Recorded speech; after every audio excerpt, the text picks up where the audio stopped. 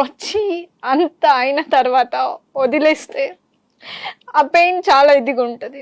So literally నేను అది చాలా ఫేస్ చేశా.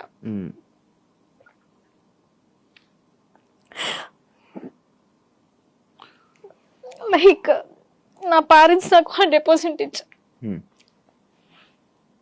కెరియర్ కి సపోర్ట్ ఇచ్చారు, అంతా ఉంది. నేనే మిస్టేక్ చేసుకున్నా అని అనిపిస్తుంది.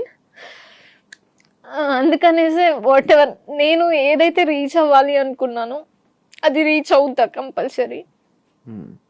100% నమ్మకం ఉంది, అవుతా. ఇండస్ట్రీ వల్లనే ఇబ్బంది అయింది? ఇండస్ట్రీ వల్ల, personal life it's completely personal life. Yeah, అంటే నా తప్పు లేకపోయినా తప్పు అని చూపిస్తే నేను తీసుకోలేను. ఓకే, నువ్వు ఇలా చేసావని చూపించి మంచి అనుకున్నారు తిను 100% అని అనుకున్నప్పుడు నేను 100% ఉన్నా.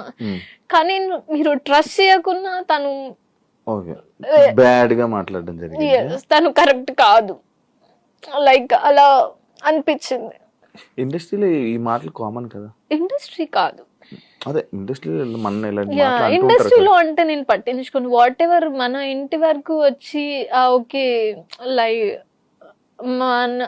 మా అని అనుకున్నప్పుడు లేదు తిను రాంగ్ అని వెళ్ళిపోతే చాలా పెయిన్ ఉంటది.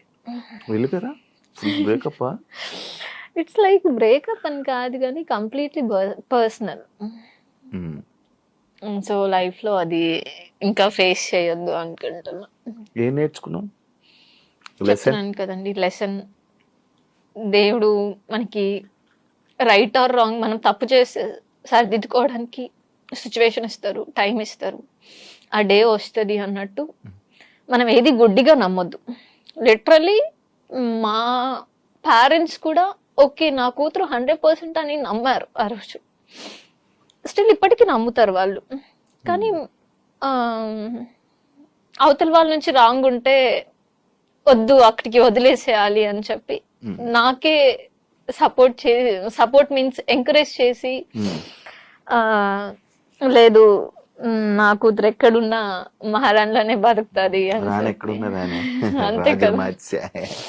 ఎస్, సో అగైన్ నా లైఫ్ నేను లీడ్ చేస్తున్నా. ఇప్పుడు లిటరలీ నేను ఈ ప్లేస్ లో కూర్చున్నాను అని అది ఏం చెప్తారు, ఈ ప్లేస్ లో నేను ఇప్పుడు కూర్చున్నాను అంటే నేను అక్కడ వదిలేసాను కాబట్టి నేను ఈ ప్లేస్ వరకు వచ్చా.